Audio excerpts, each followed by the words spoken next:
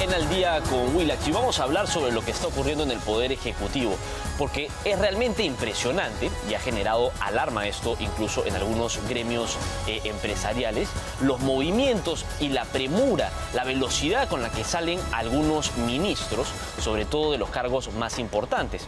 Hablamos precisamente sobre el fin de la designación de Denise Miralles, la presidenta del Consejo de Ministros, que el día de ayer ha sido anunciado por el presidente José María Balcázar que ella ya no continuaría en el cargo. Se ha juramentado un nuevo presidente del Consejo de Ministros y también algunos cambios en distintas carteras. Vamos a ver. La renunciaron y se desató la crisis total del gabinete. A un día del voto de confianza, Denise Miralles dejó la presidencia del Consejo de Ministros. Tal fue la desconexión entre el presidente Balcázar y la PCM, que antes de oficializarse la renuncia, el mandatario negó esta posibilidad, como si segundos antes hubiese conversado con Hegel, Kant o Vladimir Cerrón. ¿Que va a renunciar?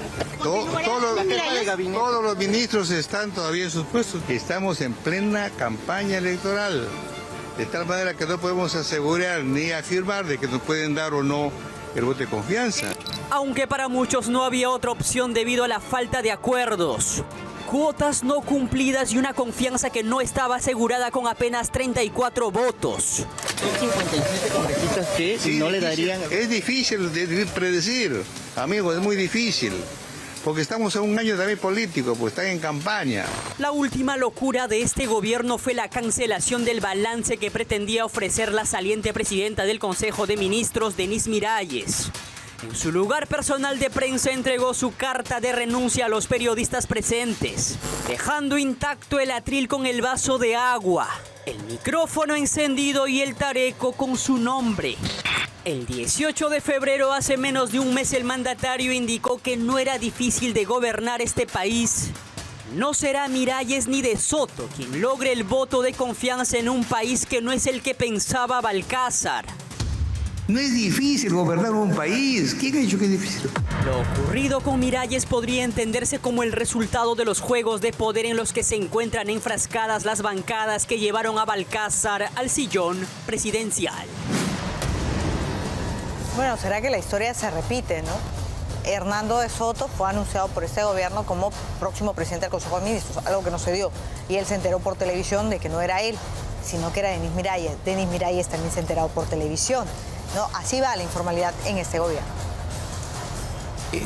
No hay cortesía política acá ninguna, no hay educación. Modales. Modales, no hay forma de hacer la política con cierto nivel. Es la improvisación más escalofriante y el mismo modus operandi de el presidente José María Balcázar que hizo con Hernando de Soto y también con Denise Miralles. Ambos fueron los últimos en enterarse que ya no iban más. No sabía qué pasaba. Tuvo que salir atropelladamente por la puerta falsa. Y es más o menos lo que le pasó a Hernando de Soto. Me enteré por la televisión.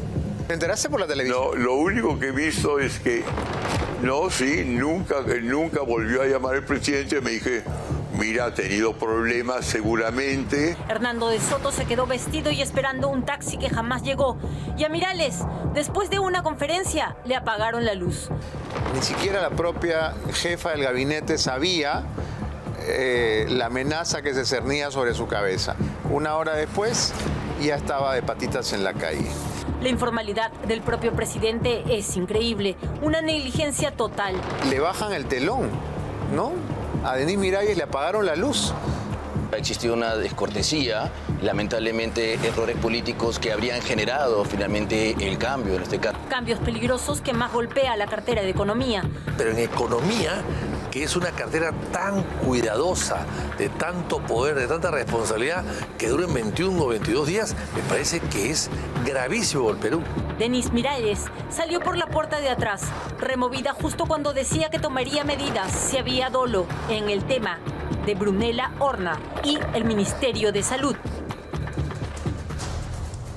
Bien, 7:36 de la mañana estamos enlazados en estos momentos en vivo con la expresidenta del Consejo de Ministros, Mercedes Arauz, para hablar precisamente sobre lo que está ocurriendo con el gabinete ministerial en este gobierno de José María Balcázar. Mercedes, ¿cómo estás? Escuchamos. ¿Cómo le va, Mercedes? Siempre es bueno contar con la opinión de alguien que tiene experiencia, además que es economista, y sobre todo porque ayer en algunas reacciones empezó a sonar su nombre y decíamos, ¿será que Mercedes Arauz ha aceptado este reto por 2 meses de ser presidente del Consejo de Ministros? ¿Cómo le va? ¿Cómo estás, Alina? ¿Qué tal? ¿Cómo están los dos? Bueno, como todos en este país, azorados, ¿no? Sí, claro. Ahora, ¿cómo evalúas este movimiento tan rápido y tan inusitado por parte de las distintas carteras?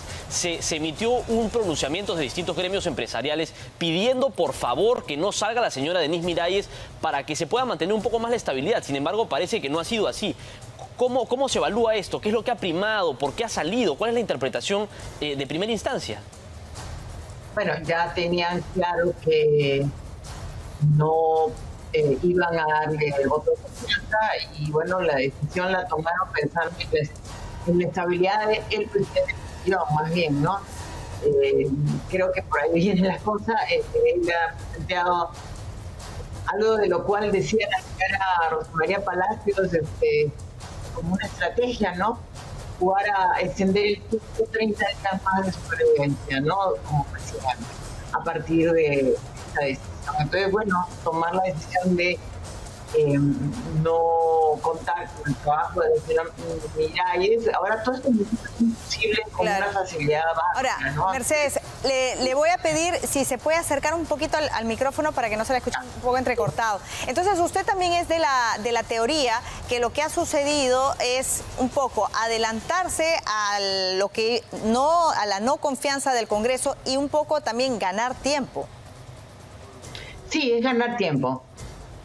Porque igual no es una crisis total de gabinete, se ha quedado con la mayoría de los miembros del gabinete.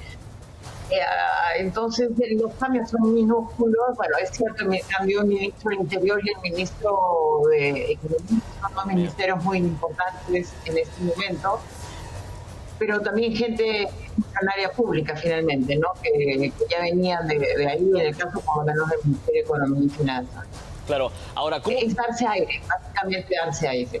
Sí, claro. Ahora, ¿cómo podemos entender que distintas bancadas de derecha no le hayan querido dar el voto de confianza a Denise Miralles? Se entiende que la izquierda le pusiera la cruz, por así decirlo, con las reformas a Petroperú y con lo que ella había planteado para poder ingresar o permitir el ingreso de capitales privados a Petroperú, y esto era algo que la izquierda no quería y rechazaba por completo. Pero la derecha, ¿por qué es que le ha dado la espalda a Denise Miralles?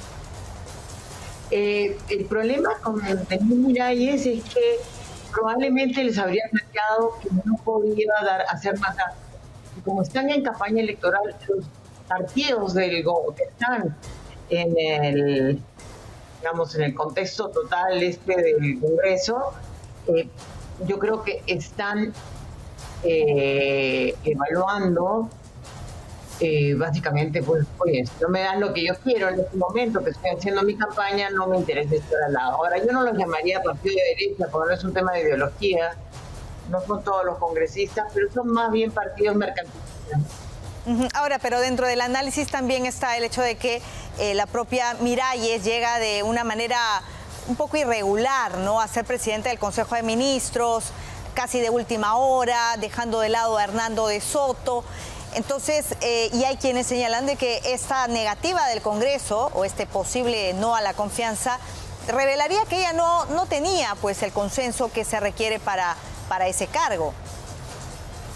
Por las diferentes razones. Están en el tema de, como mencionó el señor hace un ratito, la pregunta era ciertamente el tema de Petroperú era uno de los temas. O sea, cualquier cosa que le genere ruido a los congresistas en sus campañas iban a estar petando a una ministra como ella. Entonces, por ejemplo, habían aprobado una ley nueva para los CPS,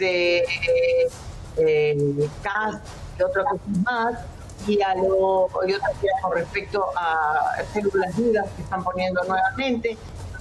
Bueno, todos estos querían capturar votos. Claro. Temporalmente, y eso es parte de la estrategia. Y ella dijo o mencionó que podría evaluar dijo que lo iba a observar, pero dijo que lo podría evaluar la observación de esas leyes. Claro, ahora lo que usted menciona es bastante grave porque si los ministros que no responden a los intereses de este Congreso que está en campaña electoral, significa que los ministros van a salir del cargo, entonces definitivamente está gobernando el Congreso de la República. Por eso tiene un aire de 30 días nada más. Es realmente increíble, ¿no? Es increíble, pues. Entonces, ese aire de 30 días tiene que construir el presidente esta vez, porque el pobre ministro no lo deben conocer mucho, porque es un ministro que no tenía ya tanta exposición pública como la señora Miralles. No es como vencer a los partidos de tengamos una prudencia, tengamos un espacio de diálogo. Probablemente el Estado comience a estar en parálisis para no avanzar en nada, y ahí ustedes han denunciado que esa parálisis trae todos los malos problemas que tenemos, como los problemas en la falta de medicamentos, en salud, o los temas de seguridad misma. O sea, ¿qué se puede hacer de aquí hasta julio? La verdad, creo que nosotros, desde el lado ciudadano, la prensa, tenemos que estar muy fuertes observando que no haya cosas que den daño al país, no solo en el corto plazo, sino en el largo plazo. Por ejemplo, que el tema de Petroperú no se les ocurra hacer barbaridades, realmente irrevertir lo que ya había avanzado el gabinete Miralles, ¿no? El tema de poder desarrollar por lo menos un estudio técnico claro para ver cómo reorganizar la institución y su gobernanza, ¿no?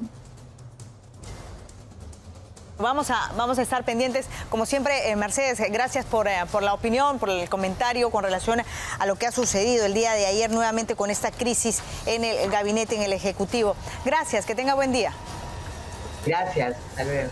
Mercedes Arauz estando con nosotros. Ella también ha sido presidenta del Consejo de Ministros en otras épocas, no en otros tiempos donde los ministros duraban más que ahora. Estamos ahora con Ernesto Bustamante, él es congresista de Fuerza Popular, y también con César Combina, que ha sido congresista. ¿Cómo les va? Gracias por estar con nosotros. Muy bien, gracias, Albina. Bueno, ¿cómo califica cada uno de ustedes lo que ha sucedido ayer con este cambio inesperado de presidente del Consejo de Ministros? Empiezo con usted, señor Bustamante. A ver, a mí no me parece tan inesperado, porque realmente en estas épocas todo es de esperarse. Es una demostración más de que la izquierda realmente no sabe gobernar. El presidente Balcázar es un hombre de izquierda, no ha sabido rodearse de las personas adecuadas y solamente tiene que sostenerse en el poder 120 y tantos días. Eso es todo.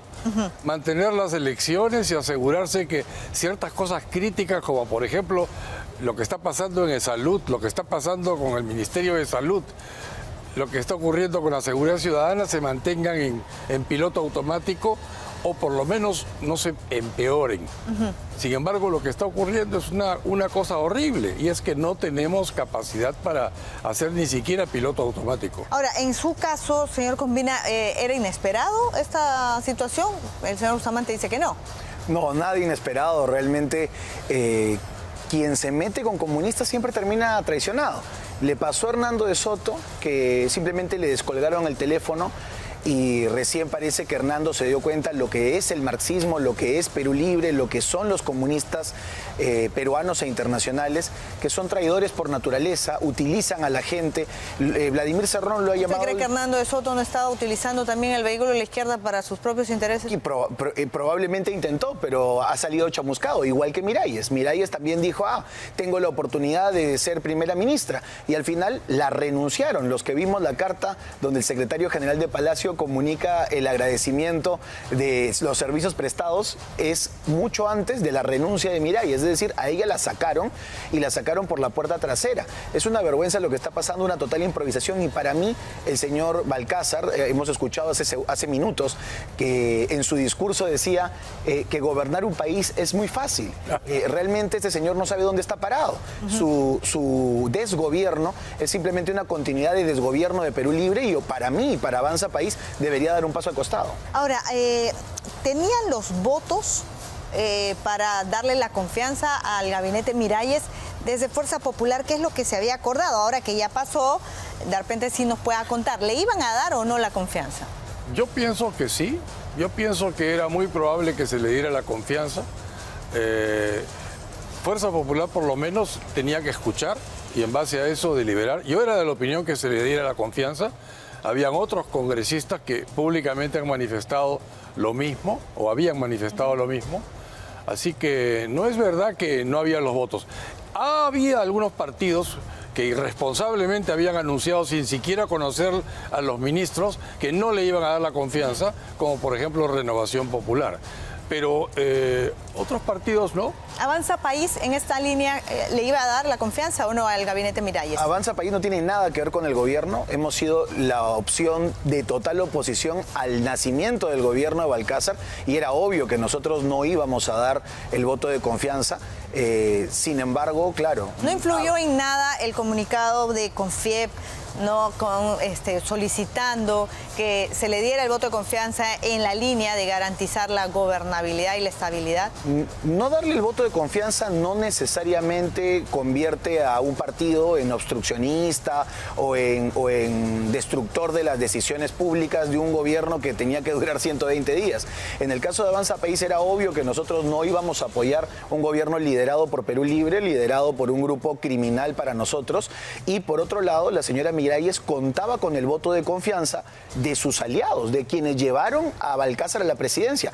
Lo que ha ocurrido es que los aliados han terminado siendo casi unos criminales entre ellos y se han canibalizado. ¿A qué banca se refiere exactamente? A Alianza para el Progreso, a Podemos Perú y a Perú Libre, que no se han puesto de acuerdo en la repartija que han querido hacer con el país y que muestra la total irresponsabilidad de estos grupos políticos. Pero bueno, dentro de esa repartija hablamos, ¿no?, de las cuotas de poder. Hay nuevos ministros, hay nuevo presidente del Consejo de Ministros. ¿Cuál es su opinión sobre ellos? Mire, yo pienso que son muy valientes al haber asumido una responsabilidad con tan solo un techo de 4 meses. Pero también quien está cuestionado es un poco el que ya no tengo nada que perder, ¿no? O sea, por ejemplo, hay bastante cuestionamiento contra el ministro de Economía. Lo que pasa es que solamente aquellos que tienen un cuestionamiento se van a sentir más incentivados a aceptar un cargo como este con tan solo 4 meses de techo. No hay nada que puedan hacer. Entonces estamos en 4 meses ni siquiera se conoce cómo es el escritorio. Estamos en una transición de ineptos y probablemente... De ineptos no, yo diría que de mancos. Son mancos, o sea, no van a poder hacer nada. ¿Usted cree? No. ¿Usted cree que no van a poder hacer nada, señor Combina? Yo lamentablemente creo que sí pueden hacer mucho, pero para lo malo. Coincido plenamente con el doctor que para lo bueno hay muy poco margen de acción porque para empezar el gobierno no tiene una hoja de ruta. Y si tú no tienes una hoja de ruta y una visión ideológica... Pero es que eso es más peligroso porque ahí viene, no es que no vayan a hacer nada, de repente hacen todo. Sí, por eso, la mayor preocupación, y lo dije desde un inicio de este gobierno, en este mismo set, la mayor preocupación de Avanza País es que la politización excesiva de espacios como el Ministerio del Interior a través de los prefectos y subprefectos, de las redes de salud a través del Ministerio de Salud y otros espacios como los de Trabaja Perú en el Ministerio de Trabajo terminen siendo politizados a favor de grupos políticos en pleno momento electoral, que sería lo peor que nos podría pasar. ¿No es sintomático, doctor Bustamante, que cambien carteras que son tan importantes, pero que en los últimos tiempos denotan que hay ciertos sectores interesados, por ejemplo, seguridad ciudadana, hablamos del Ministerio del Interior, cuanto más se necesita energía, salud, educación y salud? Sí. ¿No le parece sintomático? Sí, lo que pasa es que en los días previos a la salida de la Premier Miralles, hubo muchos movimientos en el sentido de tratar de provocar cambios, no de la señora Miralles, pero sí de ministros. Pero al no poderse conseguir ello, optaron por cortarle la cabeza a la señora Miralles. A ella le despidieron, no renunció. Ella tuvo una reunión con el presidente del Congreso 11:30 de la mañana de ayer, y allí manifestó que no iba a renunciar, que de ninguna manera. Sin embargo, un par de horas después. ¿Qué fue lo que le habría costado la cabeza a Miralles en 21 días? Yo creo que ha tenido que ver con el manejo del Ministerio de Energía y Minas, con el manejo de Salud. Salud está en una crisis de gobernanza horrible, encima con corrupción. Entonces ahí se necesitaba cortar cabeza a varias personas y fundamentalmente cambiar el sistema que está logrando que haya esta corrupción rampante. Miralles quería cortar cabezas como parte de la reorganización, por ejemplo, en salud. Yo creo ¿Lo que manifestó sí. en las reuniones? No me consta que lo haya manifestado en las reuniones, pero me parece, esa es mi lectura, que su intención era esa. Y claro, y ahí están los Acuña y esta Alianza para el Progreso. Y su intención era mantener el decreto de urgencia 010 sobre Petroperú, para reorganizar Petroperú, crear el fideicomiso los fideicomisos que se necesitan para salvar a esta institución. Pero no, lo que ha terminado ocurriendo es, sale ella e inmediatamente inyectan 500 millones de soles a Petroperú. Un salvataje más. ¿Cuál cree usted que haya sido, señor Combina, el detonante para la salida de la forma en la que ha salido y ha sido despedida prácticamente de Denis Miralles?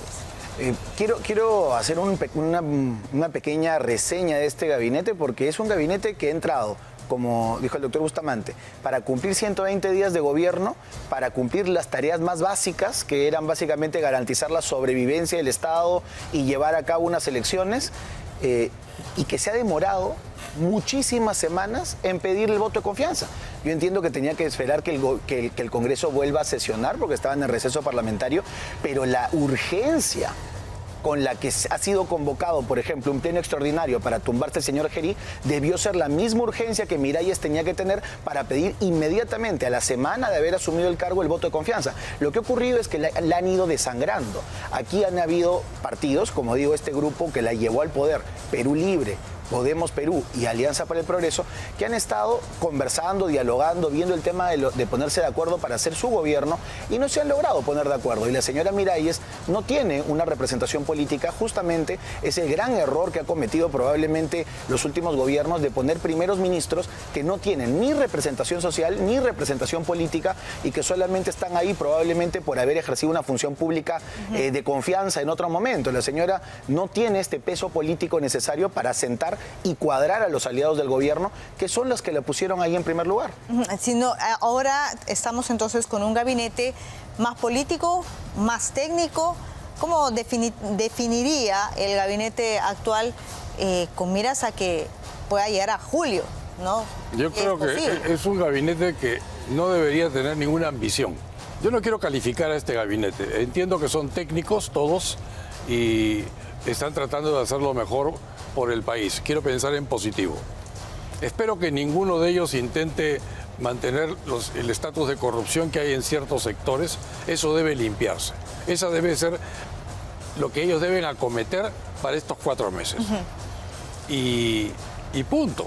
Es piloto automático. Piloto automático que podría también desencadenar en medidas, ¿no?, que tengan que ver con Petroperú, con sectores claves, y hasta el indulto a Pedro Castillo, que eso... No, eso no va a pasar. No lo han descartado de Perú Libre. Los de Perú Libre dicen que Balcázar es de Perú Libre, es de ellos, es lo que han señalado. Balcázar fue elegido como de Perú Libre, pero él ya no es de Perú Libre. Aquí sentado, donde usted está, Richard Rojas, al día de hoy ha dicho es nuestro. Sí, pues. Balcázar es de Perú Libre. Yo también puedo decir que el señor Trump es nuestro, pero eso no significa que lo sea.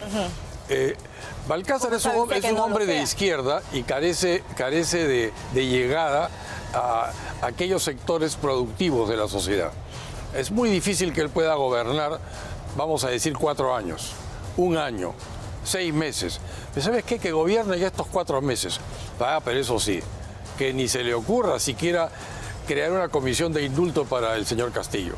Porque en ese momento el señor Balcázar no dura 2 horas en el gobierno. No, es que puede hacerlo 2 días antes. No.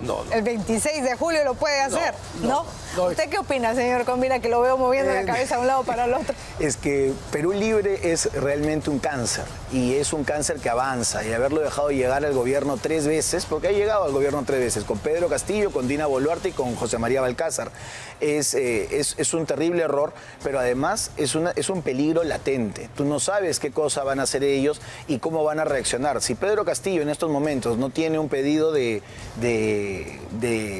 amnistía, de indulto, de perdón, es porque la defensa legal de Pedro Castillo pidió una apelación a la sentencia. Pero eso está en veremos. Y mientras que no se resuelva, que se podría resolver el día de mañana, no sabemos. Podría el juez tener un apuro, así como en el TC han tenido un apuro para ver el caso de Cerrón, podría tener un apuro y el día 25 a las 00 horas declararse el indulto este delincuente, este golpista. Entonces, para mí sí es un peligro tener a una persona como Balcázar, que peor aún, no se ha plegado a las fuerzas democráticas, que no se ha plegado a defender al país, sino que dices, muy suelto de huesos esta mañana en una entrevista radial, que ha cambiado a la primera ministra por un tema de seguridad nacional, que quiere un primer ministro que le provoque a él que vea más la inseguridad. ¿Qué cosa va a hacer Balcázar con la inseguridad si su jefe es un prófugo de la justicia? O sea, es una broma. Realmente lo de Balcázar es un capítulo negro para el Perú. Y usted, por cierto, también sobre las declaraciones que daba Balcázar justificando el cambio de presidente del Consejo de Ministros, ¿le cree? No, no le creo. El señor Balcázar está, según sus propias declaraciones, conversando con Kant y con Hegel. Y la verdad que estos filósofos no creo que lo ayuden a gobernar el Perú. Él está dedicándose a... Pero si lo que tenemos también ahora es que no se gobierna desde Palacio y todo parece indicar que se gobierna desde el Congreso. Usted es ahora congresista. No, el Congreso tiene un papel legislativo. En el manual, en el papel, en la Constitución, pero en la práctica el gobierno está en el Congreso de la República. Eso es innegable. Digamos que el Congreso ha estado ejerciendo la potestad de vacar o de censurar presidentes, en mi opinión, exageradamente e inútilmente en muchos casos. Y eso, claro, ha significado que tengamos esta situación, pero no significa que estemos gobernando. Pero ¿no le parece a usted que debería, o hay algún tipo de mea culpa desde el Congreso de la República, ¿no? de la inestabilidad política que hay con relación a, desde el Congreso, yo saco, pongo presidentes, ahora es saco y pongo ministros? Es que todo empezó con la elección del señor Castillo como presidente en el año 21. Fue un pésimo presidente. Nombraba cada ministro peor que el otro. Año y medio después el Perú estaba en crisis y lo íbamos a vacar al señor Castillo. Era inevitable. No ese día, 7 de diciembre, pero él creyó que sí e intentó un golpe, cerrando el Congreso, disolviendo el Poder Judicial, el Ministerio Público y otra serie de medidas. Como consecuencia de ello se lo vacó. Y luego tuvimos este periodo de inestabilidad, el gobierno de la señora Boluarte, que también era de Perú Libre, aunque claro, ella se moderó en cuanto a los objetivos, porque ya había sido expulsada. Pero la historia viene de un poco más antes también. Sí. ¿Qué se tiene que hacer, señor Combina, con relación a esta situación, ¿no? del Congreso de la República, un sistema parlamentarista, ya no hablamos de un sistema presidencialista? Esto con relación a lo que viene después, ¿no? Es quién tiene que poner orden en toda esta situación, quién le tiene que poner un estate quieto al Congreso también. Es que si nosotros no entendemos que hemos poco a poco en la práctica caminado a un sistema parlamentario, no estamos viendo la realidad del Perú. No es que el Congreso sea, como lo han puesto de mala manera la izquierda peruana, la dictadura parlamentaria. No puede haber una dictadura de 130 personas. Lo que hay es que la figura presidencial, desde la época de Martín Vizcarra, se ha visto tan debilitada. PPK, Martín Vizcarra, Pedro Castillo, Dina Boluarte y todo lo que nos ha seguido, el mismo señor Sagasti también, se ha visto tan debilitada la figura presidencial que el Congreso ha tenido que entrar a vacar presidentes, a censurar ministros, a no dar voto de confianza, y se siente en la práctica que la arena política está ahí en el Parlamento. Otro error que se ha cometido es no poner gobiernos y ministros políticos. Como los partidos entran sin ninguna estructura, sin ningún cuadro, ¿cuántos de los candidatos presidenciales el día de hoy no tienen ni siquiera la mitad de técnicos para poner en cargos de cartera ministerial? Ni hablemos de viceministros. No tienen equipo. Entonces, ¿a quién ponen? A cualquier persona que pase por ahí. Le dan un fajín y al final, ¿cómo le puedes pedir a esa persona que no tiene representación política, que no tiene vocería, que no tiene contacto con la población, que pueda negociar con un parlamento elegido? Entonces, estamos caminando hacia un sistema parlamentario, hay que sincerarlo, y yo espero que el próximo gobierno tenga mucho más muñeca y sobre todo mejor equipo. Pero hay que Alina, solamente para decir que, si bien es cierto, podríamos calificar al sistema como que se está parlamentarizando, eso es mejor a que se esté militarizando. Antes los presidentes eran vacados, entre comillas, con golpes militares. Esa era la historia del Perú y ha sido la historia del Perú durante 170 años. Es que tampoco lo que está pasando nos da estabilidad. O sea, tampoco es lo...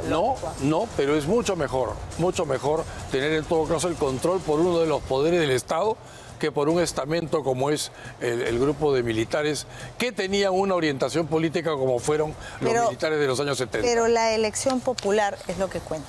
Yo estoy de acuerdo. Necesitamos un presidente para 5 años, un gobierno para 5 años y por eso hay que saber votar estas elecciones. Claro, porque si vamos a depender de lo que decían los partidos políticos, a cómo están los partidos políticos, estamos desnaturalizando. Es que no hay partidos políticos, hay 38 clubes, de los cuales tan solo 4 o 5 califican como partidos políticos. Como dijo César, no hay cuadros. No hay cuadros. En muchas de las agrupaciones llamadas partidos políticos no hay cuadros que puedan asumir. Y si los hay, posiciones de muchos gobierno. están con denuncias, cuestionamientos. Eso. Los tratan de rehabilitados, en fin. Sí, bueno. Incluso hay candidatos presidenciales que salen de la nada, se venden como los outsiders y a la hora de la hora terminaban siendo los insiders de los actuales generadores del problema. Hay que votar bien. Insider, ¿va? Muy bien, muchísimas gracias a ambos por haber estado con nosotros a esta hora 8:03. Tenemos que irnos con Omar Ruiz de Somos Curso y está listo con los deportes.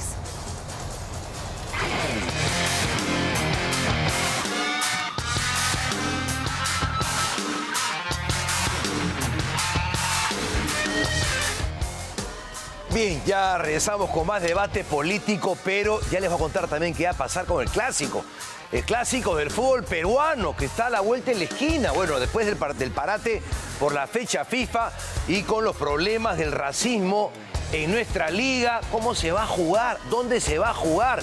¿Con cuánto público se va a jugar en el Monumental? Pero antes, vamos a la Liga de Campeones de Europa para ver los partidazos del día de ayer. ¡Ay! El Manchester City de Guardiola y sus millones. Eliminado de la Champions por el rey de la Copa, el Real Madrid. Claro, te quedas a los 20 sin Bernardo Silva encima, te mete gol de penal el provocador de Vini Jr. Ya era bien complicado, habían sido goleados en la ida y ahora estaban perdiendo también en casa.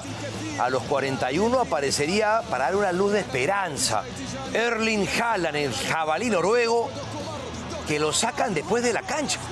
No va a llegar, parece bien, al Mundial. Haaland tiene algún tema de sobrecarga muscular, una lesión, y no juega partidos completos. También sacan a Courtois. ¿Qué está pasando con las estrellas mundialistas que no acaban los partidos, llegan sobrecargados de fútbol? Sale de la cancha Courtois, el arquero de Bélgica, entra el ucraniano Lunin, después ahí le anulan un gol a Vini Jr., cómo le gusta provocarlo, va, provoca. Pero ahí nomás, a los 93, el centro de Tchouaméni y la definición de Vini, que metió 2 y pudo meter 5, porque fue medio displicente frente al arco, como sobrador el arco del Manchester City.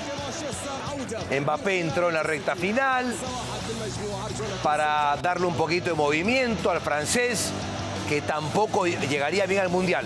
Otro papelón de otro equipo inglés, porque el Chelsea en Stamford Bridge perdió 3-0. Sí, el campeón del mundo del club de Chelsea 3-0 con el Paris Saint-Germain, el actual campeón de la Champions.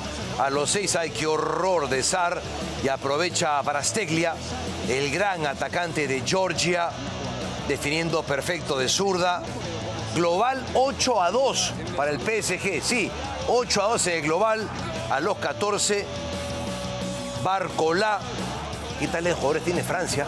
Cantidad de jugadores tiene Francia. Candidato a campeón del mundo, para mí con Portugal y con España.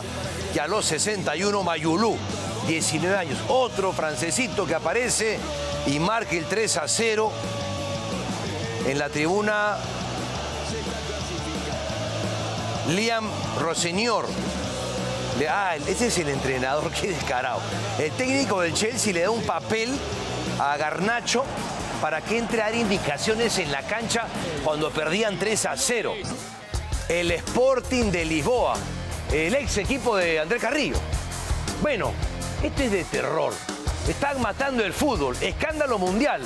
Porque la selección de Senegal ganó la Copa Africana de Naciones hace un mes y medio. Y ayer le quitaron el título. Marruecos es ahorita el campeón de la Copa Africana de Naciones. Claro, pasó de todo en la cancha. Es verdad que Senegal abandonó el campo de juego. Después regresaron tras un penal que consideraron, y yo también considero que no era penal, pero falló ese penal Marruecos en su cancha. Sadio Mané, que va a enfrentarse ahorita, en un par de semanas, a Perú. A Perú en París con Senegal. Bueno, Senegal fue campeón de la Copa Africana en la cancha, pero en mesa ayer le han quitado la Copa Africana y se la han dado a Marruecos. Dios mío. Claro, Marruecos, Senegal va a ir al TAS a reclamar su trofeo, su copa que ganó en la cancha, en buenas lides. Yo sé que Senegal se fue, pero regresó. El partido se jugó. No desnaturalicen el fútbol, por favor. Bueno, hablando de temas fuera de la cancha, ¿dónde se va a jugar el clásico? ¿Qué está pasando con el tema del racismo en el fútbol peruano? Bueno, que le viene una sanción drástica a la U, le viene sanción. Ayer el árbitro Michael Espinosa presentó su informe y confirmó que él escuchó los gritos racistas en la tribuna sur de Monumental. Este es el informe del señor Michael Espinosa. No, este es el reglamento, ¿no? Se sanciona un penal, cuenta Espinosa, se revisó en el VAR, el jugador Serra y el portero Campos alertan sobre sonidos racistas de la tribuna. El árbitro verifica los sonidos y confirma que un grupo de hinchas los realizaban, comunica a los jugadores y bueno, ya se patea el penal, gana la U, pero ayer este informe la pida a la U. Pero la U puede apelar, ¿no? ¿Dónde va a apelar la U? No sé. Ya la U tiene que esperar simplemente, pero justo se ha cambiado el reglamento, porque si fuera el reglamento antiguo, la U jugaría 2 partidos sin público, como le pasó el año pasado a Cristal, pero han cambiado, han suavizado el reglamento. Ya eso no es culpa de la UA, lo han suavizado incluso en la FIFA. Esto ocurrió, se aprobó el 4 de marzo y entró en vigencia el 9 de marzo. O sea, así es el reglamento. Y bueno, el clásico se va a jugar en Semana Santa, ¿no? En Semana Santa, 4 o 5 de abril, y seguro se va a jugar con 2 tribunas nada más en el Monumental, lo cual significa una pérdida económica importante, pero pudo ser mucho peor para la UA, mucho peor. Bueno, se va Pablo Guede de Alianza, el entrenador de Alianza Lima. Qué increíble, ¿no? Hace un par de semanas ya estaba casi fuera de Alianza, ya estaba cocinado, pero ahora lo quieren en San Lorenzo, lo quieren contratar, que se vaya, que lo quieren contratar en San Lorenzo de Almagro. Ya está cerca la solicitud a Alianza, tienen que pagar. Bueno, hace 2 semanas tenían que pagarle para que se vaya. Y ahora le tienen que pagar a Alianza Lima para que lo suelte a Pablo Guede. Ahí está la propuesta, la página web de la Argentina. A ver si se va Pablo Guede, o cómo es la vida, ¿no? La vida te puede cambiar en 2 semanas. La vida te puede cambiar en un segundo. En un segundo cambia el destino. Vamos a ver. Peruanos en el extranjero. Piero Quispe en Australia, no lo han convocado a Piero Quispe. Y yo creo que está bien. La verdad que no está jugando muy bien Piero Quispe. Nueva derrota de su equipo, el Sydney, frente al Melbourne. Ahí le pegan unos grandazos. Allá en Australia te pegan pues de 1,90 m para arriba. Acá te pueden pegar chatos, flacos. Acá no, acá le meten un patadón a Piero Quispe, que intenta una individual, no le alcanza. No le alcanza a Piero en el Sydney, que perdió frente al Melbourne en su cancha. Y ya dijo hace poco que si lo llama la U, él regresa. Agarra su maleta, sus petacas y regresa con las mismas, dejando atrás la candela millonaria. Eso sería, parece que acá mete un taco, pero claro, no le leen la jugada. El chocolate de Piero Quispe no lo comparten. Y los hinchas en la tribuna mirando con bandera a Piero, que hace el firulete, pero no le sale bien. Y acá lo sacan de la cancha Piero Quispe. como que le vino un problemita, ¿no? Pues un pequeño incidente en el aeropuerto, ¿no? Ese te jala el karma, te jala, pero bueno.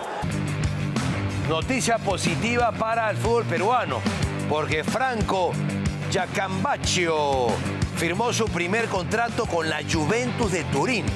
17 años, este muchacho peruano que juega en la Vecchia Signora y que ha sellado un hito en su carrera, firmando su primer contrato con la Juve hasta el 30 de junio del 2028. Sí, juega en las categorías menores de Perú,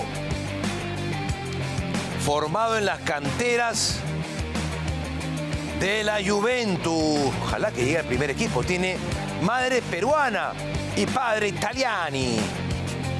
Volante de contención, 1,80 m. Poquito de tenis, vamos con poco de tenis. Una gran noticia porque Nachito Buse ganó en la quali del Master 1000 de Miami. Montón de peruanos estaban en la tribuna viendo a Nacho Buse venciendo al hongkonés Coleman Wong, 120 del mundo, 6-2, 3-6, 6-3 en el Hard Rock Stadium en Miami. 1 hora con 46 minutos. El resultado le otorga 20 puntos en la ATP. Llegaría al puesto 59.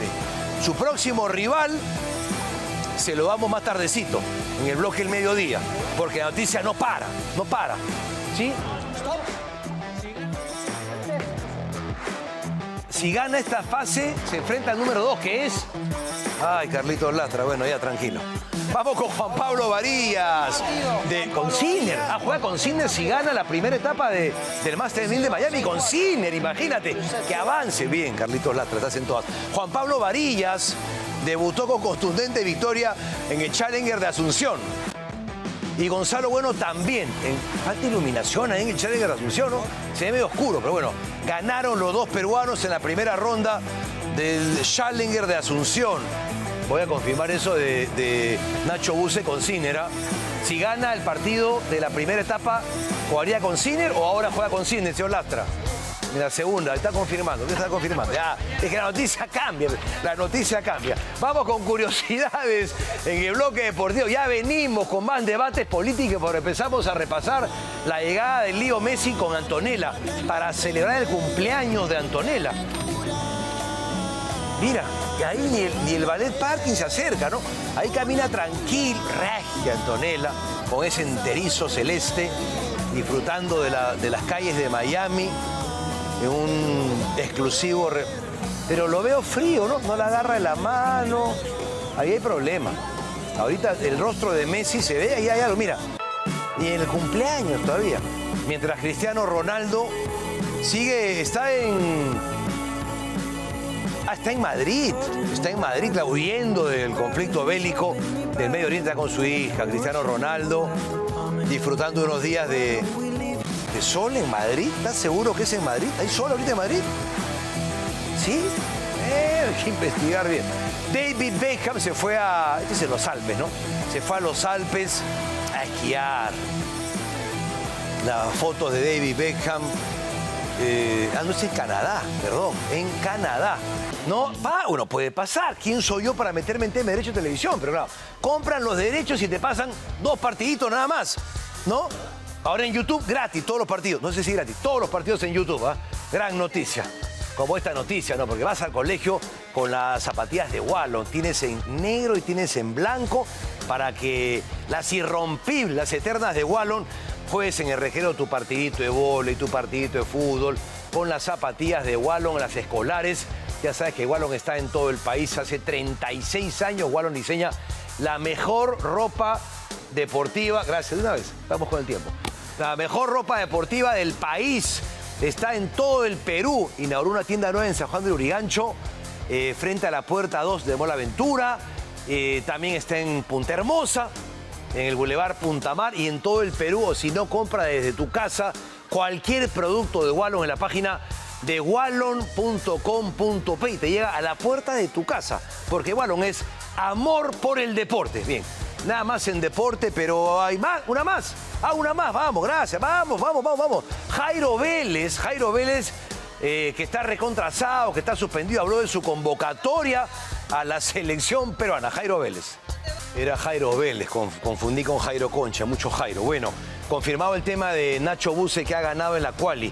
En primera ronda se enfrenta mañana a Sumhur, el bonio 76 del mundo. Y si gana, se enfrentará en segunda ronda el italiano Yannick Sinner, jugadorazo de Colorado, segundo del ranking mundial. Bien, Carlitos Lastra. Igual lo voy a confirmar. Nada más en los deportes. Gracias, buenos días.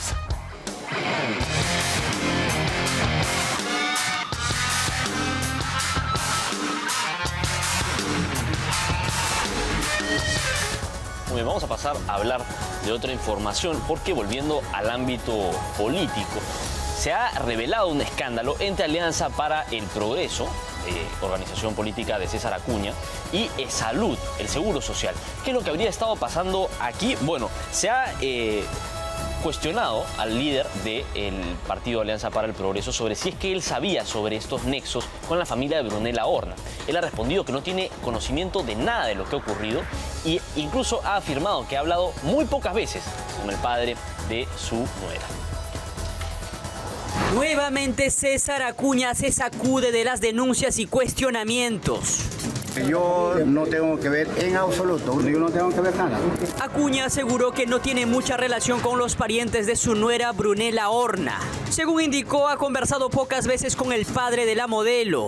Que investiga las consecuencias donde yo no tengo que ver en absoluto. Una cosa es el César Acuña y otra cosa es el comportamiento. Un reportaje de Cuarto Poder señaló que el teléfono móvil de Gustavo Horna Novoa, padre de Brunella, figuraba con contacto de la empresa Consorcio del Norte, que ganó un contrato por más de 2 millones de soles con el Hospital 2 Luis Heisen en Chaustegui.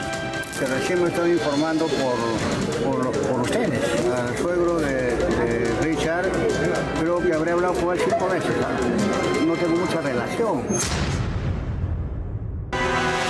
Desde la vocería de campaña deslindaron de este caso.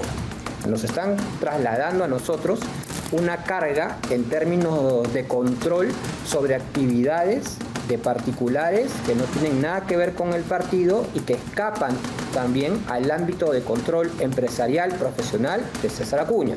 Como si él no tuviera ya el poder en el sector salud, desde Nazca prometió.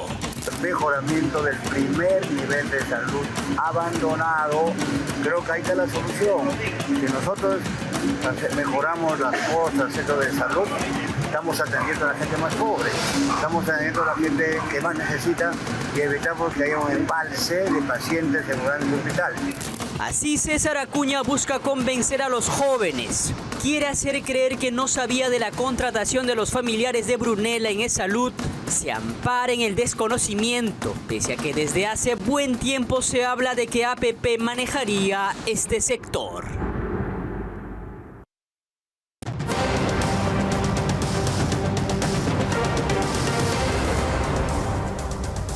Bueno, hay que elegir bien. Hemos hecho un repaso de las promesas que vienen haciendo cada uno de los candidatos. Alfonso López Chao, por ejemplo, no descarta un cierre del Congreso.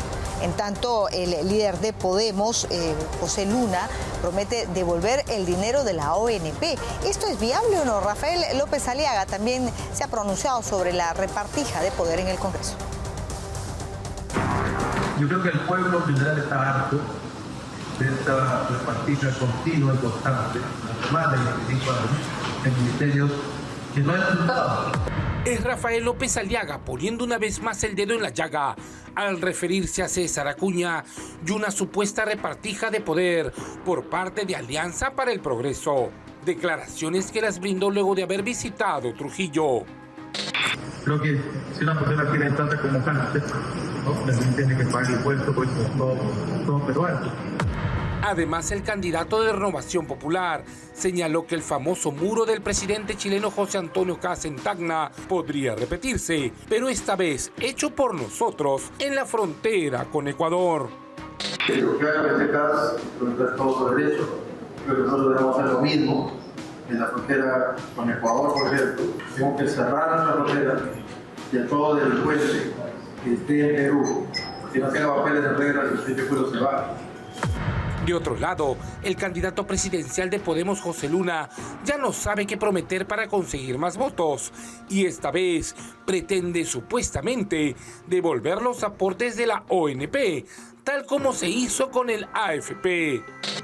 No, tienes que hacer un cronograma igual que AFP, los de 80, los 60 y empezar a devolver, igual que Fonavi, que Fonavi. Vamos a priorizar la devolución, entonces sí le vamos a entregar. Asimismo, se refirió acerca de los más de 37.000 soles que cada candidato supuestamente tenía que pagar para lograr tener un número para postular al Congreso. Según Luna, todos los partidos lo hacen. ¿Y cómo se llama? Y nadie ha pagado. ¿Nadie ha pagado? No. ¿Por qué? Porque lo que se ha quedado en el comité es cuando ingresas, paga. De otro lado, Alfonso López Chao sorprendió una vez más, señalando que de ganar las elecciones y en el supuesto de que no le dejen gobernar, la idea de cerrar el Congreso no le parecería tan descabellada, ni siquiera recurrir a tribunales internacionales. Esos son mecanismos legales e institucionales que veremos cómo caminan. Lo otro es el momento, así como se habla de momento constituyente, se verá cuál es el mecanismo legal más adecuado. Por ejemplo, un referéndum. 3 candidatos que sorprenden con sus promesas, algunos menos realistas que otras. Pero es que parece que todo vale con tal de conseguir votos para llegar al sillón presidencial. Bueno, vamos a hablar en adelante de diputados, de senadores, pero ¿cómo va a ser la elección de este Congreso bicameral? Vean. Estamos a menos de un mes de las elecciones generales y el Perú volverá este 28 de julio de nuevo la bicameralidad en el Parlamento a través de la Cámara de Senadores y Diputados. Pero, ¿qué significado tiene decirle adiós a 33 años de unicameralidad en el Congreso? Ahora son los diputados los que proponen proyectos de ley y lo elevan a la segunda Cámara de Senadores, ¿correcto? Y los senadores son los que pueden observarla y hacer que retroceda a la Cámara de Diputados colocándole un veto, o finalmente le pueden dar pase y ellos son quienes elevan para la aprobación respectiva de Presidencia de la República y su promulgación. Aquellos que participen de la Cámara de Senadores tienen que ser probos conocedores de la legislación peruana y ser capaces de analizar los proyectos que lleguen de la Cámara de Diputados. Porque este grupo de senadores es un grupo mucho más maduro, ¿correcto? Mucho más capacitado y con expertise, como por ejemplo para analizar si un proyecto de ley es populista y va a afectar al erario nacional, ¿no? Por ello, es importante informarse bien para que sepa por quién va a votar a la hora de elegir un presidente. Y por supuesto, debe conocer el número de su candidato para senador, diputado y parlamento andino. Y usar de esta manera su voto preferencial. La llave principal la va a tener el votante, porque el votante sí debería elegir en el grupo de senadores a personas con expertise y garantías necesarias para que justamente las leyes que se aprueben sean de calidad. Hay que tener en cuenta que en estas elecciones también se podrá hacer un voto cruzado, es decir, puede elegir por candidatos de diferentes partidos. Puedo considerar que la persona de un partido diferente tiene una mejor madurez que los que me está presentando el candidato presidencial. Entonces yo tengo la posibilidad de cambiar y de elegir por uno o por dos senadores nacionales.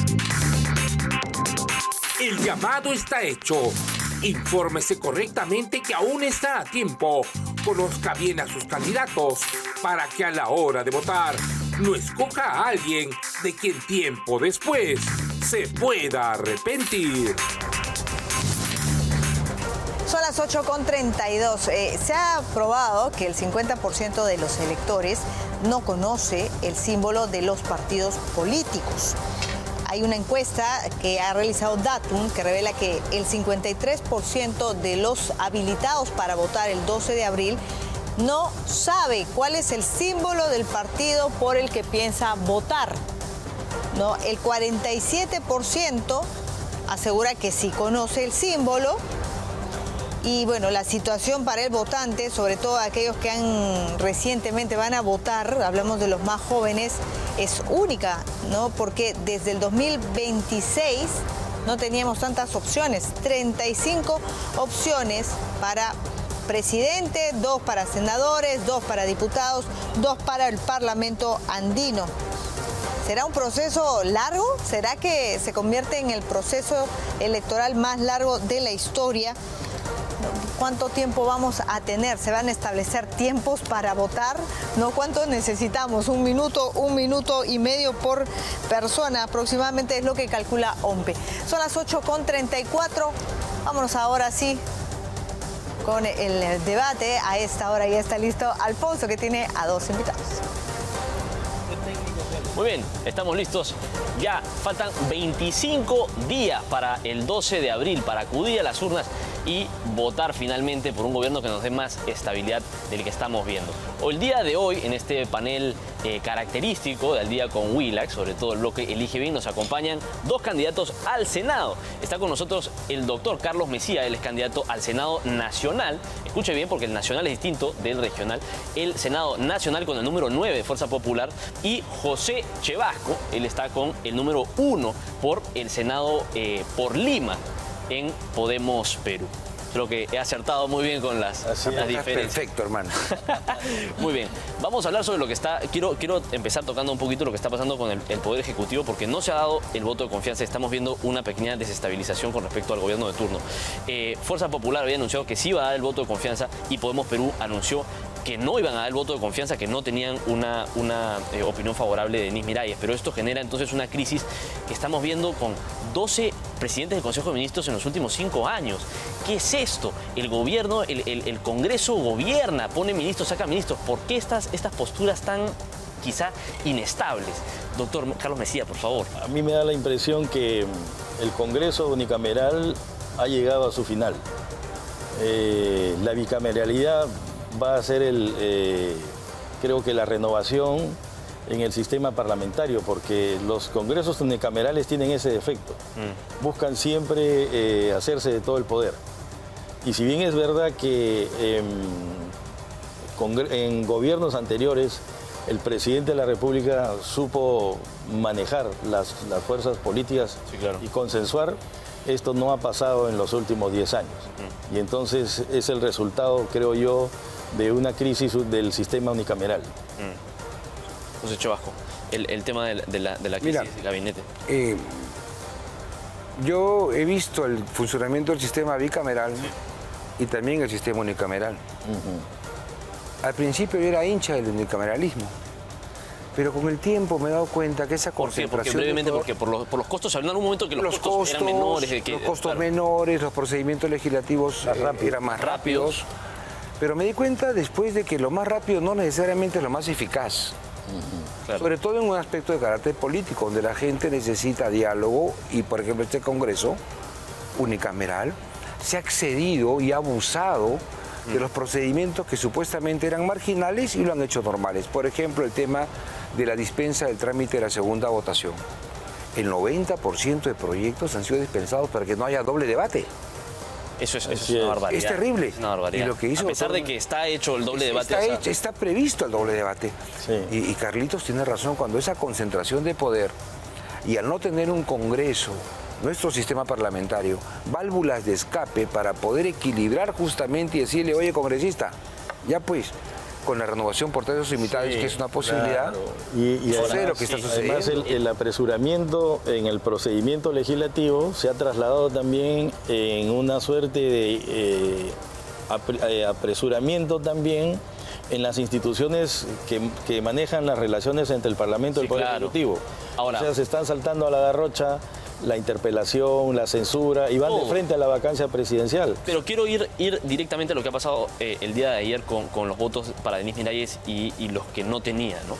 ¿Era prudente sacar o no darle la confianza a la ministra? Mira, en mi opinión, era una incongruencia, ¿no? ¿Por qué? Porque si nombras a Balcázar como presidente y luego como presidente del Perú, mal haces en no darle la confianza a su gabinete para que pueda trabajar. Es sobre todo por el poco tiempo que queda de gobierno. Y sacar al ministro de Economía también es un tema que ha sido criticado ampliamente. Yo creo que ahí, lamentablemente, ha coincidido con el tema electoral. Y yo sí le recomiendo al señor Balcázar y al nuevo presidente del Consejo de Ministros que, como tienen 30 días, pidan el último día la sesión para el voto de confianza. Ya después de elecciones, pues. Claro. Para poder conseguir el voto, porque de lo contrario vamos a un Congreso en campaña. En campaña. Y eso no está bien, ¿no? Claro, los congresistas están mirando su reelección. Sí. Así es. Entonces no tienen la suficiente imparcialidad o objetividad para poder ni siquiera escuchar lo que el primer ministro pueda decir. Claro. ¿Es cierto? Y además, ¿qué puede decir un primer ministro o qué plan de gobierno puede ofrecer a la nación si sabe que el 28 de julio se va a tener que ir? Es simplemente garantizar elecciones ya a este punto. Nada más. Ya no hay nada más que hacer más que simplemente... digamos, garantizar la seguridad ciudadana. La seguridad ciudadana y absolutamente nada más, porque ya no tienes tiempo para plantear ningún tipo de política ni de reforma, nada. O sea, encerrarse en Palacio de Gobierno. El grave problema ahorita es la seguridad ciudadana. Por supuesto, que aqueja a la ciudadanía. En lo inmediato, ¿no? En lo inmediato. Y vamos a pasar a hablar de eso un poquito más adelante, pero quiero ir a un punto en el que, en cuanto a las propuestas legislativas, Fuerza Popular y Podemos se enfrentan en algo central, que es la Constitución. De parte de Podemos, José Luna Gálvez ha mencionado que es prudente hacer un cambio en la Constitución, hacer un cambio de Constitución. Pero Fuerza Popular se opone a esto rotundamente y defiende incluso la Constitución del 93. ¿Qué es lo que ocurre aquí? ¿Debe cambiarse la Constitución? Debe modificarse con los procedimientos establecidos. Yo estoy en contra de un cambio total de la Constitución y una Asamblea Constituyente. Y eso lo digo sobre la base de la independencia que me ha dado Podemos, porque soy invitado, de mantener mi forma de pensar, mis propuestas de reforma. Y puedes mantener posturas incluso contrarias a las del partido. Así es, porque Podemos, lo considero yo, y creo que así se ve, como un partido plural. Como plural también lo es el Perú. Entonces, tenemos en Podemos distintas formas de pensar, de actuar, y la política justamente, que es el arte de poder llegar a consensos, y la experiencia que tengo me permitiría, estando en la bancada de senadores con otras formas de pensamiento, en poder equilibrar las posiciones. Pero de hecho, la Constitución tiene sus propios mecanismos de reforma y yo estoy en contra de una Asamblea Constituyente. Te puedo hacer una pregunta personal. ¿Por qué postulas por Podemos si tienes una discrepancia tan fuerte con José Luna Gálvez en ese punto central? Mira, porque los partidos políticos... Y siento que en distintos puntos, por eso te han dado una independencia considerable. Pero ¿por qué entonces postular como un partido de izquierda? Porque mira, los partidos políticos con los que trabajé tantos años no me invitaron. Esa es la verdad, pe. Además, Chevaco es un hombre valioso. Muchas gracias, Carlitos. No, sí, pero no le han abierto las puertas en Fuerza Popular. No sé, pero mira, y entonces Pepe Luna me dice, vente, Pepe, tú eres independiente, mantén tu independencia, no quiero un sol tuyo. Sí. Pero ya llegó el momento que postules y te doy el número 1 para Lima. A pesar de que tengan esas discrepancias tan fuertes en el cambio mantén tu independencia. El cambio de la Carta Magna es un tema crucial y muy Sí, estamos de acuerdo, pero me dijo, mantén tu independencia, sigue con tus propuestas de reforma y sería muy bueno que llegues al Senado, porque es tu casa de origen. Yo empecé ahí a trabajar con Carlitos, hemos trabajado juntos en el Senado. ¿Cómo? Sí. Y entra. Sí. Somos amigos del año 90, 89, 88. Claro. Sí. Como cierre de la... No podemos, al contrario. Yo voy a decir que voten por Carlos. Lo que pasa es que voten por mí, claro, sí, claro, no, ya he dicho que Chevaco es un hombre valioso. No, pero no va a estar muy de acuerdo José Luna Gálvez porque va a perder un cuestión de conversar. Un escaño importante. Yo creo que lo que ha manifestado está de acuerdo a favor del cambio de la Constitución, refiriéndose a las reformas que podrían hacer. No un cambio total. Pero son bien radicales con parte de Guido Bellido y esa ala del partido es bastante radical. Es cuestión de conversar, persuadir y explicarle. Sí, además van a ver, doctor Mejía, ¿por qué es importante mantener la Constitución del 93? Porque, digamos, establece una economía social de mercado donde la inversión privada tiene un rol protagónico. Se limita la participación empresarial del Estado, que como se sabe siempre ha sido un fracaso. Tenemos el problema de Petroperú y tenemos un Banco Central de Reserva que no permite la inflación. Sí, claro. Y la inflación que está garantizada, la imposibilidad de la inflación que está garantizada por la autonomía del Banco Central de Reserva, la inflación, repito, es pobreza. La inflación es dejarlo al trabajador sin sustento. A ti te suben el sueldo hoy día, ganas 50.000, pero con esos 50.000 te compras 2 panes hoy. Claro, y el próximo mes no puedes comprar ni un pan con los 50.000. Ahora, quiero pasar a dos temas que son cruciales y dentro del Congreso, sobre todo porque la Cámara de Senadores, si bien no tiene iniciativa legislativa, va a tener que tomar las decisiones importantes dentro del Parlamento y va a tener un poder bastante amplio, sobre dos temas que creo que hoy en día están dentro del ojo público, y es el Reinfo y Petroperú, ¿no? Se habla mucho de ampliar el Reinfo, de cerrarlo, y en Petroperú se habla del ingreso de capitales privados o de mantenerlo como está, con los salvatajes y con todos los recursos, que genera preocupación por la cantidad de gasto que estamos teniendo por parte del Estado. ¿Ustedes están a favor de la ampliación del Reinfo? ¿Están en favor de cerrarlo? ¿Están en favor de continuar con Petroperú como está y lo de la privatización? En cuanto a Petroperú, es necesario tener una empresa que vigile el tema de carácter estratégico en cuanto a la energía. Sí. Pero creo que hay que repensar el modelo de funcionamiento. Okay. Hay que repensarlo de tal manera de poder tener la participación también de la actividad privada ahí. Sí, claro. O sea, el Estado no está hecho para ser empresario. Pero su relación con los recursos naturales hace de que este sea necesario, pero con reformas en el funcionamiento. En cuanto al Reinfo, lo que hay que hacer ya es una decisión de carácter permanente. Y la realidad tal cual es. Hay muchos pequeños mineros que explotan la tierra, que no le pertenecen porque pertenecen ya a una concesión mucho más grande, pero a la larga son los que están explotando y explorando el tema de la minería. Y hay que sincerar todo eso para tener a largo plazo ya los títulos de propiedad apropiados y que la gente... ¿Y eso qué significa? Eso significa que tenemos que tener una reforma total al tema del sistema del Reinfo. De acuerdo, hay que hacer una revisión de las concesiones, pero además el Reinfo, tal como está diseñado o redactado por el Parlamento, es una política del parche que no funciona. Hay que ir a una revisión total del sistema minero tal y como está concebido, ¿no? Porque el Reinfo lo único que hace es no formalizar, legalizar al minero ilegal. Y eso no puede suceder. Entonces creo que hasta este momento el Reinfo es un fracaso porque se ha tratado de un sistema legislativo parche, ¿no? Hay que ir a una cosa más seria. Muy bien.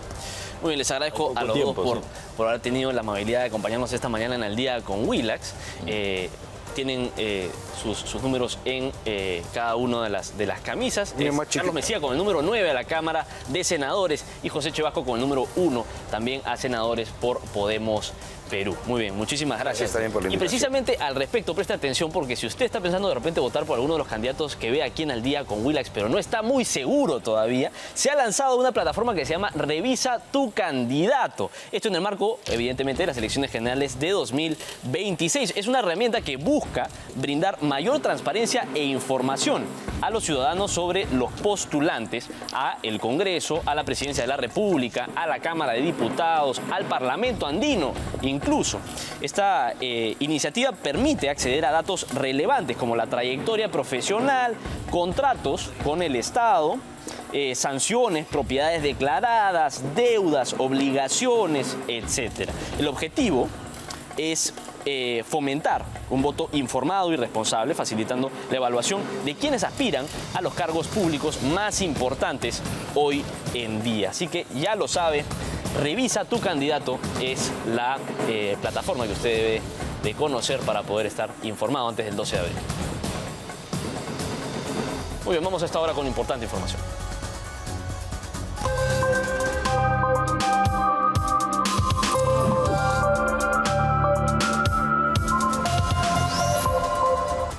Bien, su glucosa está fuera de control. Este es un tema bastante recurrente y común en muchísimas personas, no solamente de edades mayores, sino también en jóvenes y personas de edad intermedia. Vamos a hablar precisamente de esto con el doctor Franco Fanola, que nos acompaña hoy gracias a BioNutrition, sobre cómo es que esto ocurre en las personas de todas las edades y cómo es que se puede evitar. Franco, ¿por qué es que uno tiene la glucosa alta muchas veces? ¿Qué tal? Buenos días, Alfonso.